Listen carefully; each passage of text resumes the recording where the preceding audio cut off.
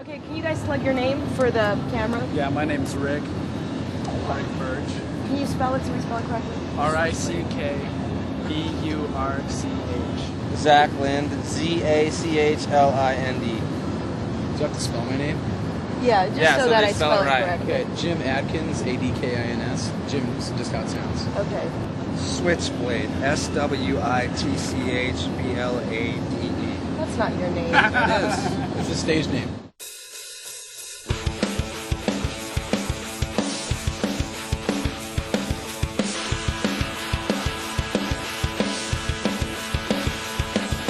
Maybe what planted the seed about playing music and being touring and wanting to be in a band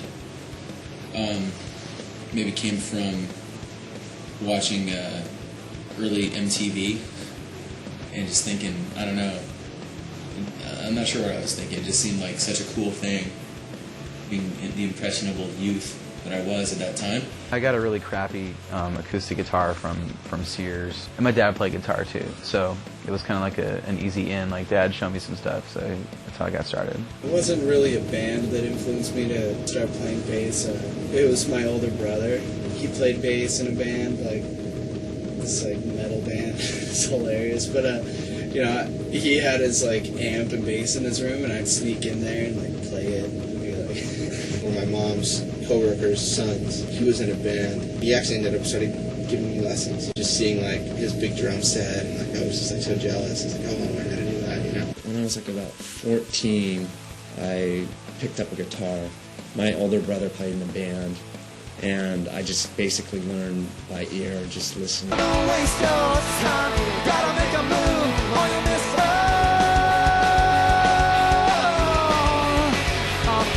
to songs. I'd always listen to dudes like, Joe Satriani and Steve Vai, just because they were guitar virtuoso dudes. Trying to learn their songs and trying to play like that, I kind of realized quickly that I would never be a player like that. I didn't have it. I would never shred like Yngwie Malmsteen. So then I kind of started looking for, songs. So it was kind of like 90, 91 was when it really started getting into the kind of more independent scene.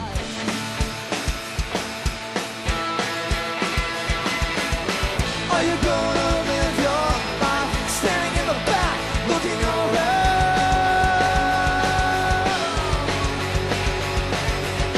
Are you going feet on the floor, all good to go?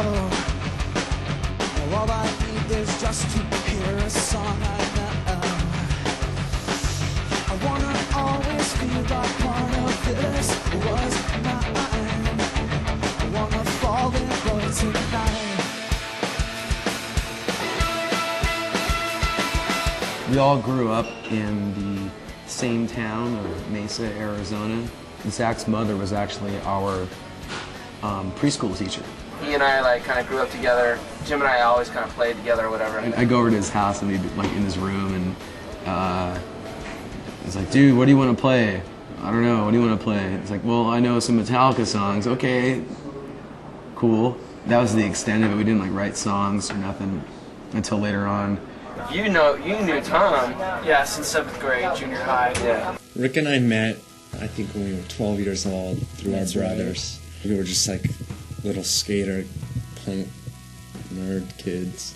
I had started playing with a couple different bands. I always came back to jam with Zach every now and then. I played with Tom in a band, and I would play with Jim every once in a while. Their bass player took off. I owned a bass, so I said, hey, I'll come jam with you guys. And we practiced a few times. One practice I brought my guitar, and that, I don't know, it just seemed to work. A producer or engineer named Steve Naughton, who ran a local record label, he said, yeah, I got a good month, just come by the studio, I'll do something with you guys. So he basically gave us free studio time, which we ended up recording our first 7-inch. It was really fast, really kind of punk rock. Back in those days, we all listened to a lot of faster, kind of more punk sounding, I suppose. When we were first starting, other bands like J Church, yeah. We listened to Propagandhi. But we also listened to stuff like Superchunk and Rocket from the Crib. And the first band that I saw live was The Cure. I couldn't believe it, it was just something I was like, oh man, one of these days, that'd be really cool if that ever happened to me. Bands that were early influences for me, from The Cure to Run DMC to you know, Fugazi, Minor Threat. Fugazi is definitely like one of the top 3 best bands of all time. They're probably the only band that's solidified in top 3. There's definitely others. Like Velvet Underground with Wedding Present, Jesus Mary Chain. There's so many different top 10s, you know, like top 10s for right now, or like, you know, top 10 before 1990, or top 10, you know, like this year, or whatever. There's so many, it's hard. You know, I remember coming home from elementary school, watching like the top 10 countdown on MTV, like Def Leppard and, you know, Poison and Bon Jovi, and just thinking, wow, man, that looks exciting, you know. And as time went on, I sort of got interested in the music that was, you know, maybe had a little bit more substance to it, you know. Sort of like I got into REM and U2, and just really fell in love with that kind of music. Meeting up with Jim and the rest of the guys in the band, it was just sort of like, all right, this is what I like to do, you know, let's do it. Our first show was at Name Brand Exchange. Yeah, at Southern Val Vista. Kind of like a Buffalo Exchange, a clothing store thing. They were having a party. It's pretty much like an upscale thrift store for like high school, you know, girls. I mean, it wasn't our first real show, but it was our first, I guess, public performance as Jimmy World. First real show we played was like an all local gig, like 6 bands at some like punk rock kind of art space that only was open for about 8 months. There's a whole slew of those in Phoenix. We played around for maybe like 7 months or so, and then I guess we were playing a show back in the valley in Mesa, and after we played, this guy came up to us and was like, "Yeah, hi, I'm from Capitol Records. I came out to see you guys play." And we're like, I was like, "Wow, okay, it's cool, I guess." And we went to breakfast the next morning, and that's how we started, you know. That's how we built up our relationship working with Capitol.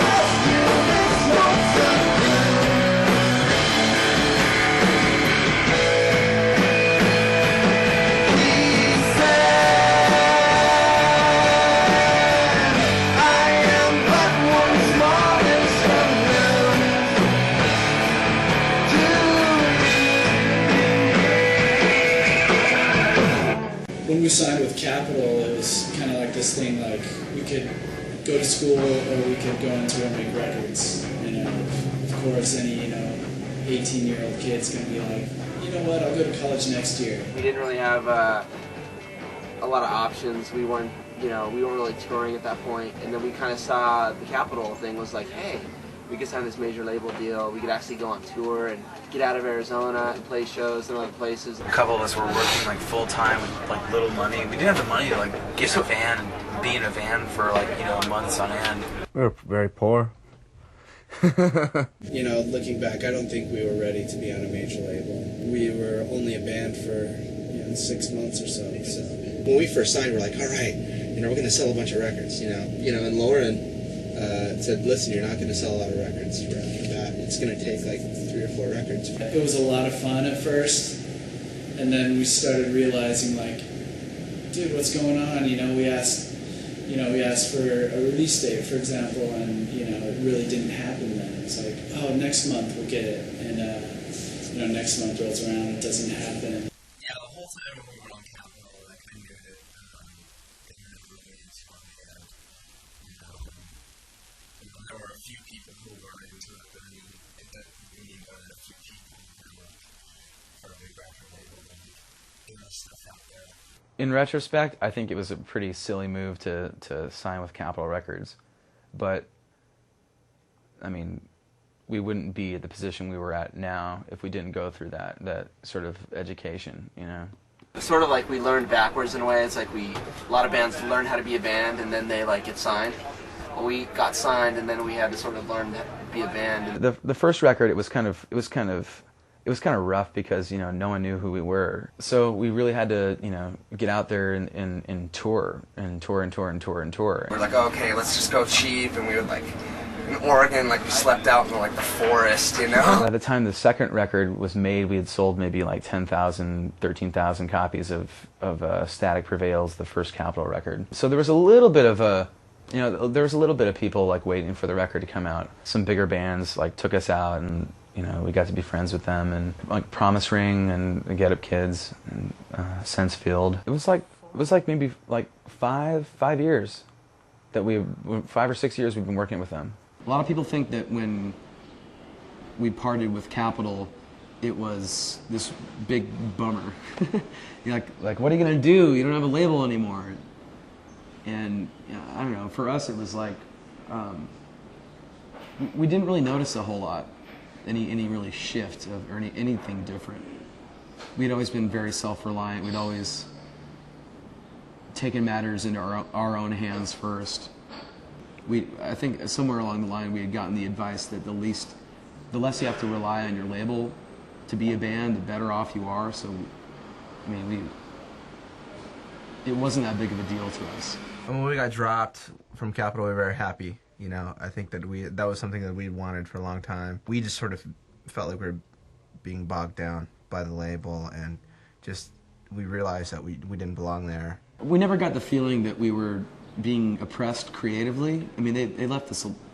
They left us alone to the extent I think it was probably detrimental to us. The past 4 years we've had an excuse. Oh, our label sucks, you know, or, you know, we're not getting the attention we deserve, and we had this excuse that we could always use. And now it was like, okay, now that we're on our own, and now that we can pretty much make our own way, we don't really have that excuse anymore.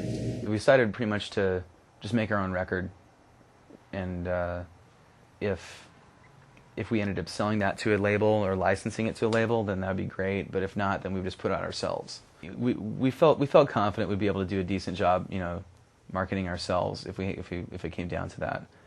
So we saved up money and we toured and just pretty much did a kind of like a fundraising tour. We went on this 5-week tour to Europe.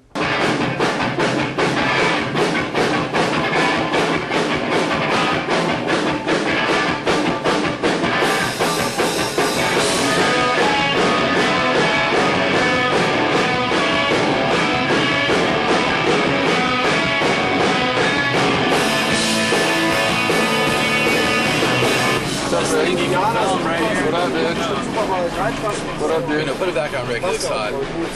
Rick, you look good. Don't waste any tape on anything else, man. We didn't really have any records over there. We didn't really have a whole lot going there, but we just really wanted to go there and tour. So you ready for the interview, Zach?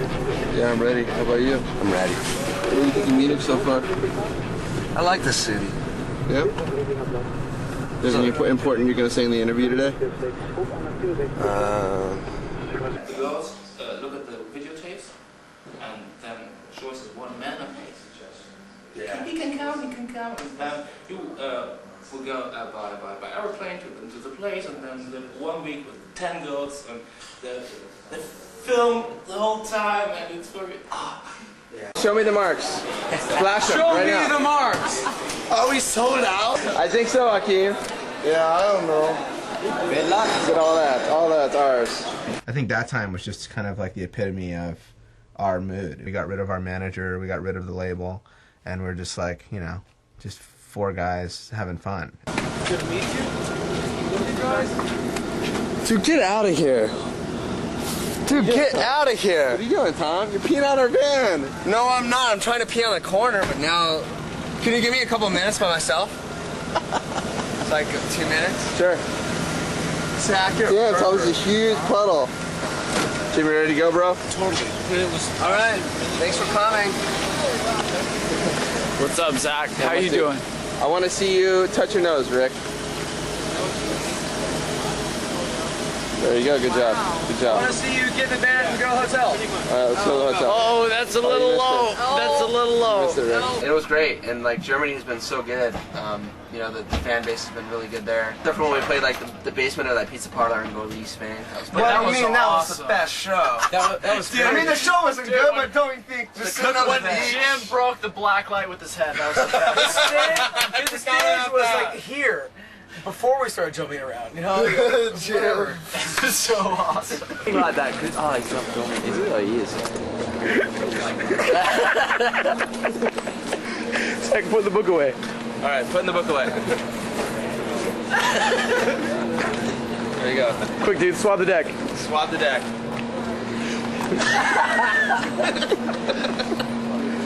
And what else? Sprinkler. Sprinkler.